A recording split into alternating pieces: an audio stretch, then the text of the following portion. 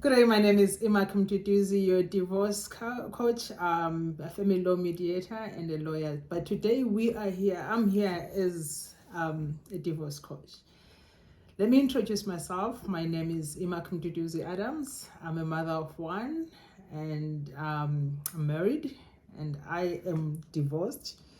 So that's why I find myself really a good candidate to actually do the divorce coaching, because I've been on both sides. I've been on the side of the law where I'm coming in as a lawyer, and I've been on the both side where I'm coming in as a family law mediator. A mediator and a lawyer, we do almost the same thing, except that when it comes to mediation, you represent both couples. You are both you sit with both couples that are going their separate ways and do everything and make sure that everything ends in a positive way. Unlike in a divorce, when you're coming in as attorney, you representing one client is a winner takes all kind of a situation. One has to bleed, one has to celebrate. But in mediation, it's a win-win situation. So as a mediator, I realized that most people, they came in with raw wounds. As when you're divorcing, you're not only losing your spouse, you're losing your friend, you're losing your partner, you're losing your someone that you have been doing everything. So people get really depressed, and thinking becomes the last thing on their mind, because your wounds are bleeding, so you're not really in a good state of mind. It should be classified as a sickness, because at that point your view is a bit you've got a blind spot, really. You're not really sure what you're doing, and you're getting a whole lot of advice. And I thought, actually, all these people, they need a coach before they could go through this journey, someone to prepare them mentally, spiritually, and make sure that they know exactly what they need to say. So today I wanted to discuss the do's and the don'ts of a divorce or a separation, because there's lots of reasons why you should get a coach. So firstly, you need, like in sports, they have a coach. In everything, you have a coach. But in divorce, most people, they don't have a coach. They rely on family members, and family members, they will send you actually, they'll make your divorce even more painful, because they are speaking as laymen. They don't understand the legal implications of all this, and you get so many advice. So there's a lot of things that go in a divorce: child planning, contact, maintenance, and spousal support. And at that time, you are down, you're probably thinking, you're looking at your spouse as your enemy. Love cannot be forced. If it's over, it's over. You let the person go. But how do you let the person go after they've hurt you so much, after they've all the things that have been said? So mentally, you're not in a good space. You have been traumatized beyond. And when you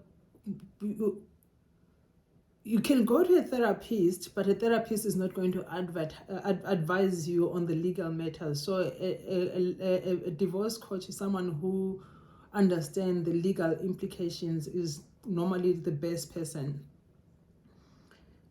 So I can't really advise you mentally, but as a mediator, I understand exactly the right words to say, what you should say, what you shouldn't say, and so that you can speak at a point of in a level point, not in a point of pain. So there are so many triggers and emotions around divorce, and especially if you have divorced someone who like for my instance, when I divorced my first husband, I mean, I was physically, mentally, and spiritually abused. And sitting with this person They intimidate me. I might have everything figured out until I get to a meeting with a lawyer, but when I get there, I see this person who is beating the hell out of me. I fear them, and I'm not able to communicate in a way that will work to my advantage. Instead, I find myself mumbling and in a space of fear.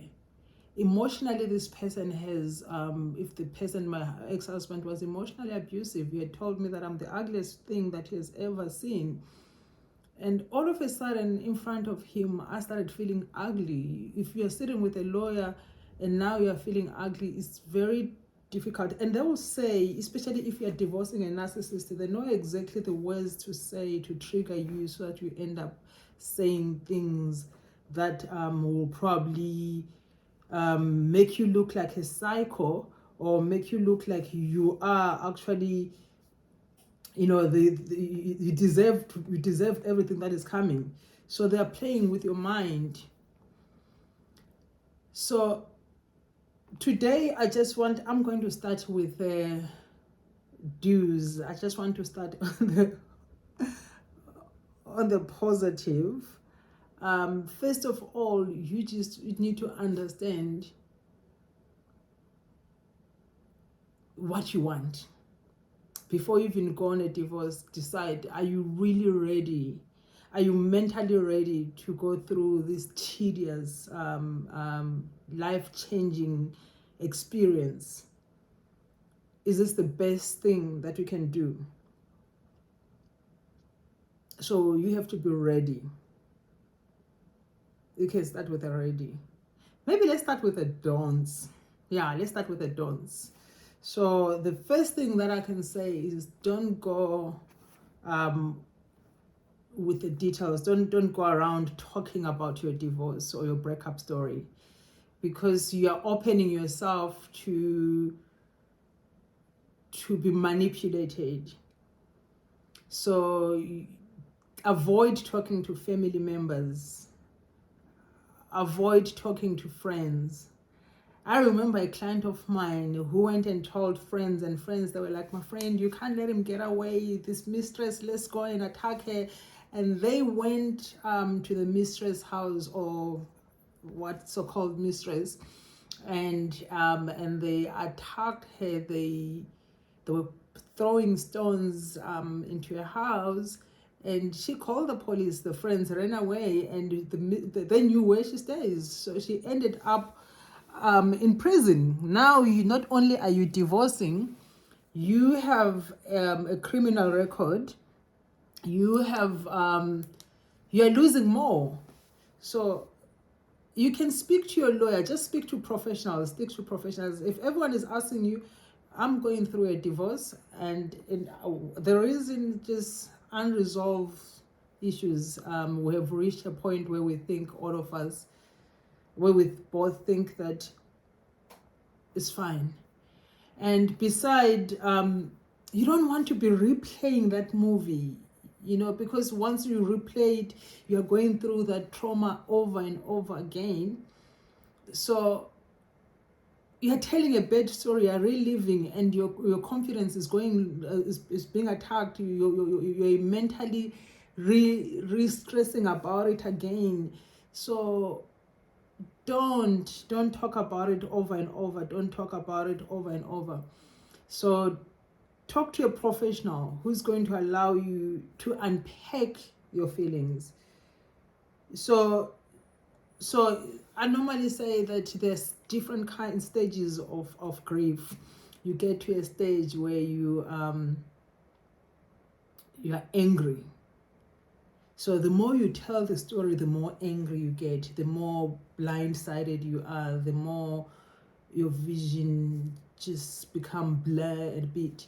And physically, it's not good for your body as well. It will make you sick. And there's a stage of emotional breakdown. So the more you continue retelling the story, the more emotional you get. So you get to a stage where you are angry. You get to a stage where you are depressed. You get to a different stage where you you want revenge. So you might find yourself in a really in a bad space when you keep on telling that story.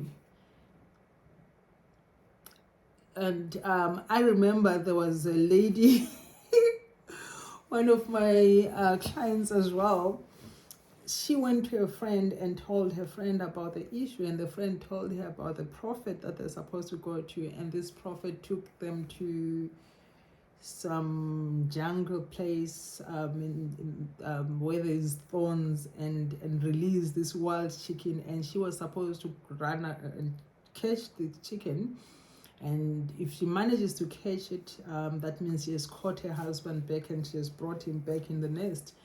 And she ran around and the thorns were scratching, and she came back. When she came to the meeting, she was looking like she's been whipped by 1,000 whips, and her husband was thinking, what the hell, you see, this is why I'm divorcing this woman. Look at her, she can't even tell me where she was yesterday, and she came back with all these scratches, and it doesn't make sense, and she's refusing to speak. That's the reason, and it made her case even worse. So that's why you must avoid telling the story over and over and over and over. And don't just look at your side. Second thing, don't look at your side only. Try and understand the other person's side. What could have drove them into this? If it was me, would I have acted this way? So try and think about the other person as well. Try and think about everyone involved. How do I make this process much easier for everyone? Probably maybe it's a dude that I don't, but don't just think about you only. Think about everyone involved in the process. Think about the kids. You're not divorcing a person, you're divorcing the entire family. You're divorcing his mothers. So while making the process difficult, or don't make the process even more difficult. So with that said, don't throw your spouse under the bus.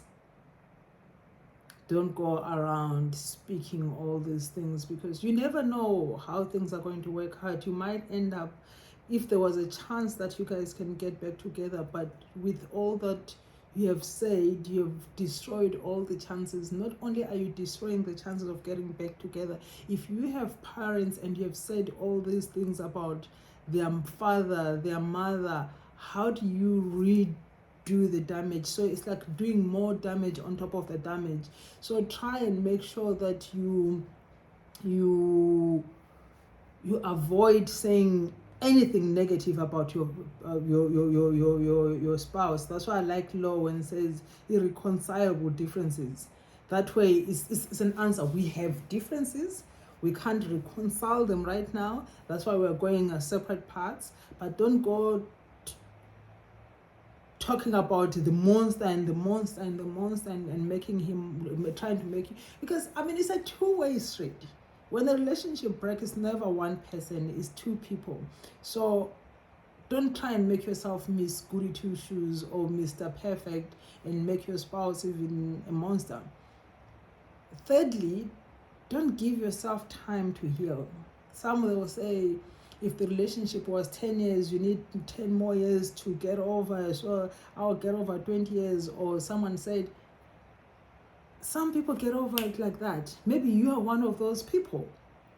So don't put yourself in a box. Don't put a time limit on when are you going to stop healing. When are you going to find healing? No, you can find healing anytime. And if it takes longer, allow yourself. Don't get frustrated that I was supposed to have been over by it now. You could be fully over, and then all of a sudden there's a trigger. I used to smoke, and I'll quit for 2 years, and then all of a sudden I'm in a familiar space with my friends that I used to smoke with, and then all of a sudden I'm craving smoking.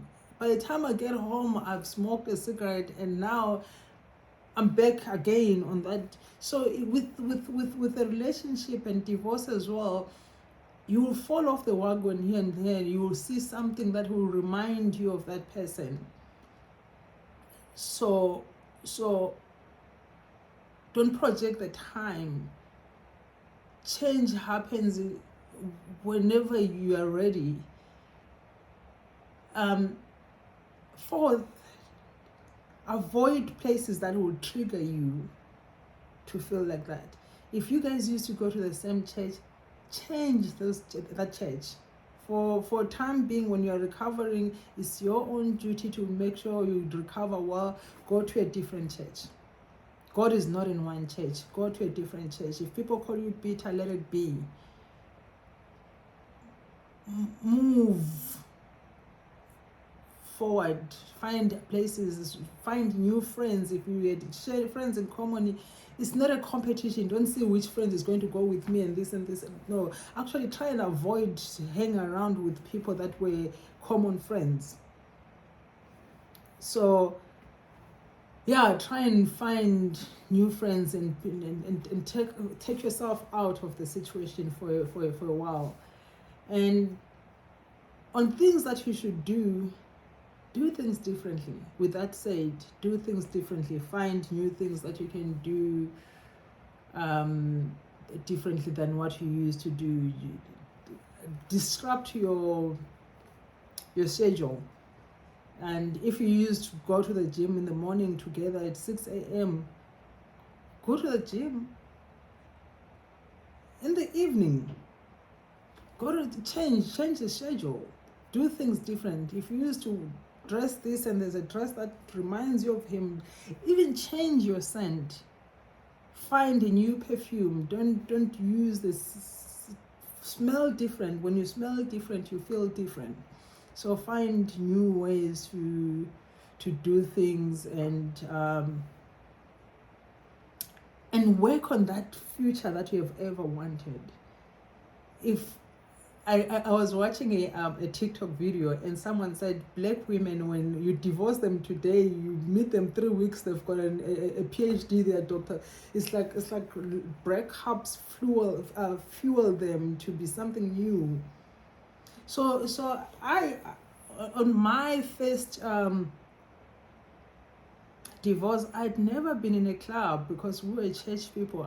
I went out there and my business just blew up because I was now meeting a whole lot of people and I was not limited on the time that I'm supposed to be at home.